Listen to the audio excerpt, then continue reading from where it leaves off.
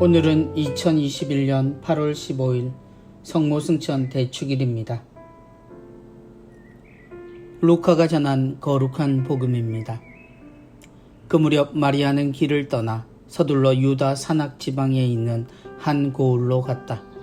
그리고 즈카리아의 집에 들어가 엘리사벳에게 인사하였다. 엘리사벳이 마리아의 인사말을 들을 때 그의 태 안에서 아기가 뛰놀았다. 엘리사벳은 성령으로 가득 차 큰 소리로 외쳤다.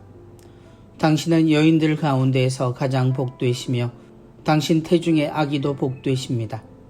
내 주님의 어머니께서 저에게 오시다니 어찌 된 일입니까? 보십시오. 당신의 인사말 소리가 제 귀에 들리자 저의 태 안에서 아기가 즐거워 뛰놀았습니다. 행복하십니다. 주님께서 하신 말씀이 이루어지리라고 믿으신 분. 그러자 마리아가 말하였다. 내 영혼이 주님을 찬송하고 내 마음이 나의 구원자 하느님 안에서 기뻐 뛰니 그분께서 당신 종의 비천함을 굽어보셨기 때문입니다.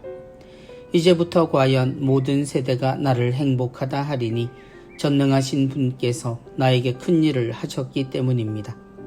그분의 이름은 거룩하고 그분의 자비는 대대로 당신을 경외하는 이들에게 미칩니다.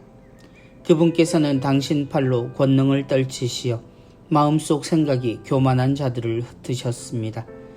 통치자들을 왕좌에서 끌어내리시고 비천한 이들을 드러높이셨으며 굶주린 이들을 좋은 것으로 배불리시고 부유한 자들을 빈손으로 내치셨습니다.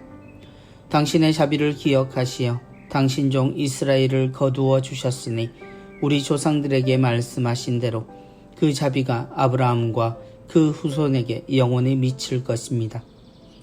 마리아는 석 달가량 엘리사벳과 함께 지내다가 자기 집으로 돌아갔다. 주님의 말씀입니다. 그리스도님 찬미합니다. 내 영혼이 주님을 찬송하고 내 마음이 나의 구원자 하느님 안에서 기뻐 뛰니. 신앙인으로 살아가는 삶은 하느님의 자녀로 사는 삶입니다.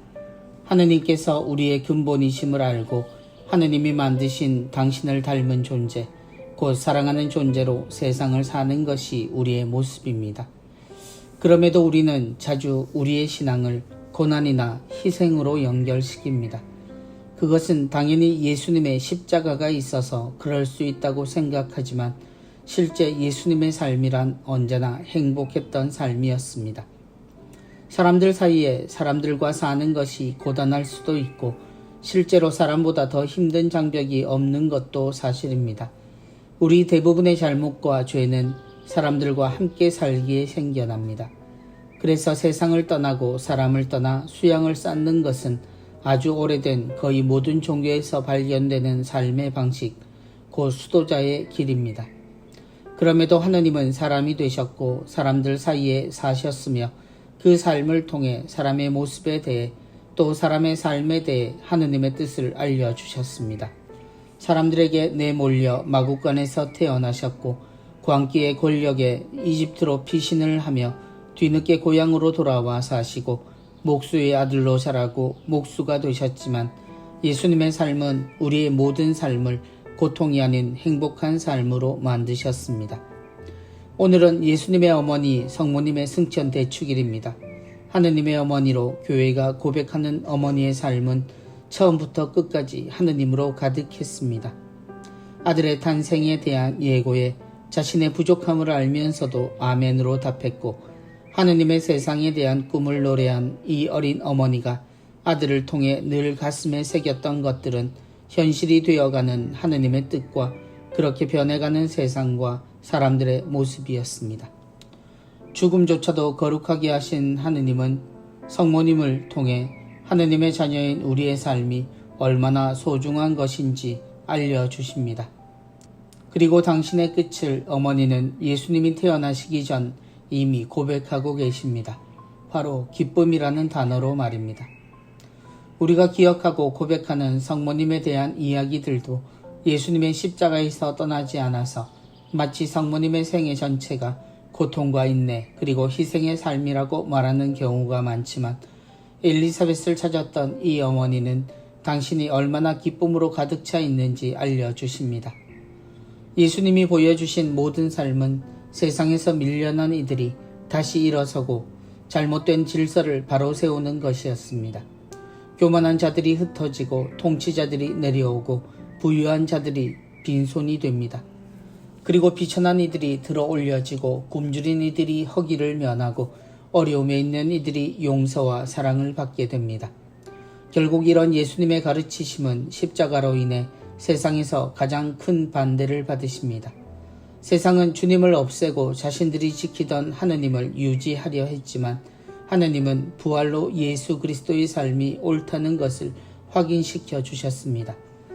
우리는 예수님의 삶의 십자가의 가치를 고통에 초점을 맞추고 사랑조차 고통과 죽음을 각오하는 것으로 만들지만 그 이전 예수님의 가르침과 삶은 하느님의 말씀을 따르는 것이 얼마나 행복한 것인지 우리에게 보여주셨기에 이 모든 것이 일어나게 되었음을 알아야 합니다. 서로가 사랑해야 살 수 있는 세상은 누구도 비천하거나 굶주려서는 안 되는 세상입니다. 나의 행복을 바라고 나의 소중함을 말하는 이가 자신에 대한 관심에서 다른 것을 잊게 되면 곧 잘못을 저지르거나 죄를 향하게 된다는 것을 주님은 사랑의 기준이 바로 자신을 사랑하는 것처럼 일하는 것과 다른 이를 용서하는 것으로 가르치셨습니다. 누구도 잃지 않도록 하라고 가르치시고 끝내 모두를 지켜주신 예수님의 삶을 이미 품고 사셨던 어머니는 아들의 삶을 통해 참으로 행복과 기쁨으로 세상을 사셨을 겁니다. 아들의 고생에 노심초사한 것이 아니라 이미 당신이 품고 있던 하느님의 뜻이 이루어지는 것을 함께 하시며 행복하고 기쁘게 순간순간을 사셨을 어머니입니다. 예수님께서 십자가에서 어머니를 제자에게 맡기시며 동시에 교회를 이 어머니께 맡기신 이유입니다. 성모님은 예수님의 살아있는 정기이며 하느님이 우리에게 주신 예언서이자 복음이었습니다. 그렇게 우리는 어머니를 통해 예수님의 모든 것을 물려받았고 하느님은 이 어머니를 하늘로 부르셨습니다. 신앙은 결코 고통의 삶이 아닙니다. 성당은 세상의 피난처가 아닙니다. 우리는 세상 안에서 하느님의 나라를 사는 이가 얼마나 행복하고 기쁜 존재인지 증언해야 합니다. 우리의 모습이 부족하고 작더라도 이 작은 어머니의 생애 모두가 하느님으로 가득했던 그 삶을 바라보며 우리도 행복으로 가득 찬 우리의 세상과 사람들의 인생을 만들어야겠습니다.